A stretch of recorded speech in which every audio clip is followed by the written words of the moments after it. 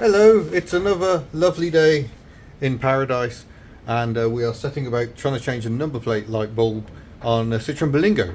We all remember how well this went with the Citroen GSA, don't Yeah, we? how hard can it be? So we're a bit squished for space, but sure enough, we've got one number plate light. It's that one. Right, left hand side, remember that. Left hand. Let's okay. not replace the wrong one. And I think they're held in similar to the GSA, where access is from the inside, so that's great. And we have learned a lesson from the GSA because you kind of pulled stuff off from the outside. Attack it with violence is the best way. Yeah, no, we're not No, doing no. violence this time. We're not doing violence, no. You're going to go and approach it from the rear. Oh, You're going to Okay. approach it from the rear. we might have to move things out. Yeah. Okay, I think the access is from the inside. I'm now starting to wonder, but that looks like it might have been off before, maybe. Will I go and grab my phone because we forgot our fantastic head torches? We did forget our Whiteland Restoration head torches. Oh, what's this? This flap's falling out practically. Is that a way in? Where is it? I don't think that's meant to be falling off quite like that.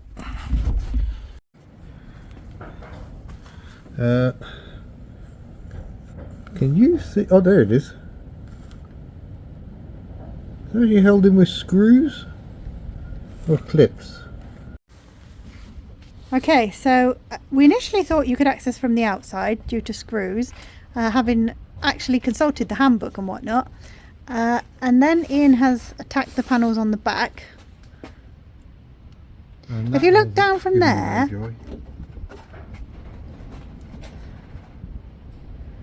so that doesn't make any sense. That's holding the entire trim panel in place.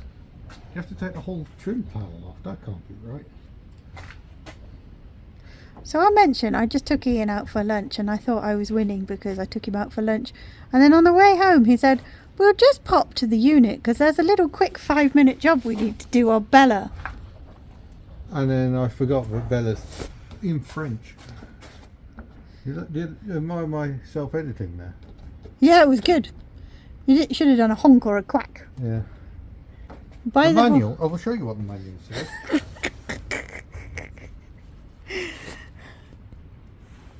What does the manual say?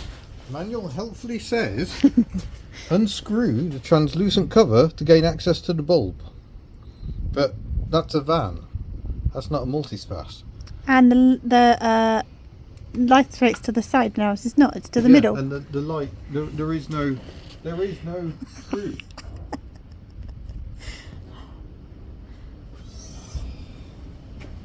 They can't make anything easy, can they?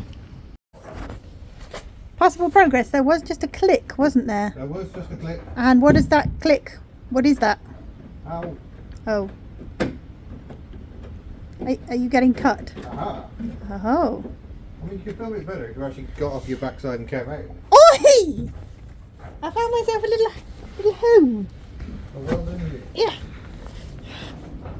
You said this is a very simple 2-minute job. Yes, well, that's gone great. If you access through here around the rear wiper motor, thankfully we've got the cover off, and it happens anyway, you can clip that way, you're going to go in this through here and ping that way as well. Very, very user friendly. By the way, the cover's off because it rattled like nothing else. Yeah, tailgate itself still rattles. And simple as that. Oh, Simple! you've got the number plate light off. You just need to work out how you get into it. Has it got a push in of some description? Yeah. Bulbs have been located. And miracle upon miracles, I actually found them. There may have been some swearing. Not really swearing on them. Not on HubNet, but don't forget it's edited. Do you know what? We got cake as a reward after this. I'm not sure I can eat cake after that dinner. It was lush.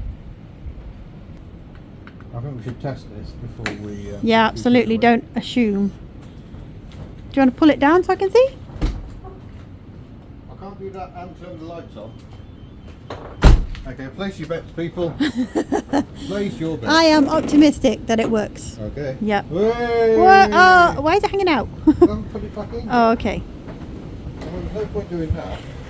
Oh, now I'm being blinded by the light, so I can't see. We're going to have to film this because when you popped the one in on Giselle, absolute perfect comic timing, you clicked it in and it went off. Yeah. There's long prongs that need to go into a hole that you can't see. Sorry, what was that day? You should have cleaned it out. It's full of dirt. Yeah, the lens is full of dirt. Well, it's the day after. My hair is looking extra floofy, but it is actually dry. So that's nice. Yesterday was a bit wild. Sorry for the poor sound. Actually have the microphones today. But yeah, it's time to go for the MOT. Going to a different garage today. I don't film the MOTs. I don't think that's fair, but we'll see how it goes. But of course, the first challenge is, will Bella actually start? Now, I'm pretty sure what we've got going on is not anything to do with the MAF. But anyway, I'm going to disconnect it just for this experiment. So it'll go resort to default mapping. Just check some oil in the engine. Or somewhat broken dipstick. Yes, despite what the electronic dipstick keeps telling me, there is actually oil in the engine. And then a moment of truth. It's not cold enough for glow plugs today, I don't think. So ignition on. Yeah, no glow plugs. Still not exactly starting well. So I think we can eliminate that from our inquiries at least. So I'm going to connect that back up. I don't know why I keep faffing. We know it's the injectors. There we go. Right.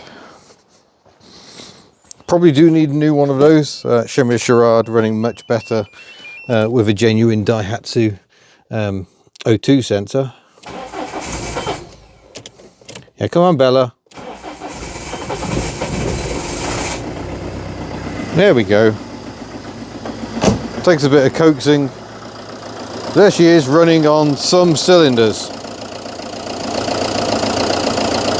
Not seeing any bubbles in any of the pipe work, which is encouraging, but yeah. We'll get this MOT out of the way and then we'll start looking at these injectors. Well, needless to say, once we're underway, Bella's running kind of just as lovely as she ever did. Still a bit flat, so all is not well, but the misfire goes away and she drives nice and smoothly. It doesn't take very long to clear when it's above freezing. When it's below freezing, it takes a little bit longer, but I can still feel her. We're at 1500 revs, she's shuddering again. So all is definitely not well with this engine. Oh, hold on, I'm in the wrong mode, bear with. 188,500 miles. It's done about 9,000 between tests. I think it was more like 11,000 the first year we had her. So she has spent a lot of time sitting around, and if it is injectors, that would only make things worse. You really need to keep those injectors in regular use, but she's been parked up sometimes for months at a time because of other issues, like the EGR valve issue we had. About a year ago, we kind of took her off the road for a bit because she was running so badly, and it took us a while to get on top of that. But I suspect that EGR valve spray, while it has definitely improved things, has probably only cleared things up just enough to get her running okay again.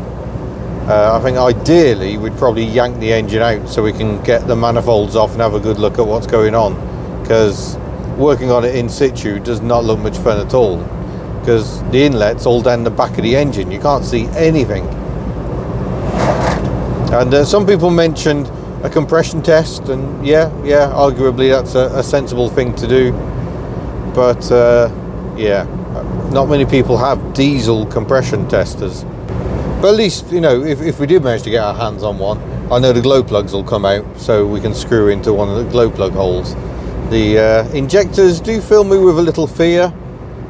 I mean, for a start, you've got the really high pressure diesel system. I believe after 30 seconds or something of shutting down, it kills off all the pressure that's in the common rail, because it's running at really high pressures and you don't really want it just sitting there. So I believe there is some form of release for that. And then of course you've got, will the injectors come out the head? And I believe these old 2 litre 8 valves are a lot better than the 2.2s. 2.2s are notorious for stuck injectors. But yeah, I think that's another one I'd want to do with the engine warm, so get the engine nice and warm, because after all, what do you do with a blowtorch? You warm things up to try and get things to release. So it's probably better off just to have the engine nice and warm. But I'm going to be a bit naughty. I'm meant to be driving straight to my MOT test, but I am going past the jet wash on the way, and if the jet wash is functional, there are no guarantees, this one's quite often out of action, I think we'll give her a spruce up before we go in. It can't hurt to present the car looking nice, can it? That's better. Lovely. Right, let's go and see if we can pass an MOT. And there we have it, an MOT pass for Bella de Berlingo. Well done, Bella. MOT tester remarks she's nice and solid, that's always good. Few little advisories, gearbox oil leak, which I thought was a drive shaft seal, looks like it might actually be, it's just some sort of end plate on the gearbox. It looks like it's coming from there. So that needs investigating. We've got a corroded brake flexi holder where it attaches. That doesn't look very good, so we'll get that sorted out. And what was the third one? Oh, the ball joint, near side ball joint, bottom ball joint. Very, very slight amount of play in it.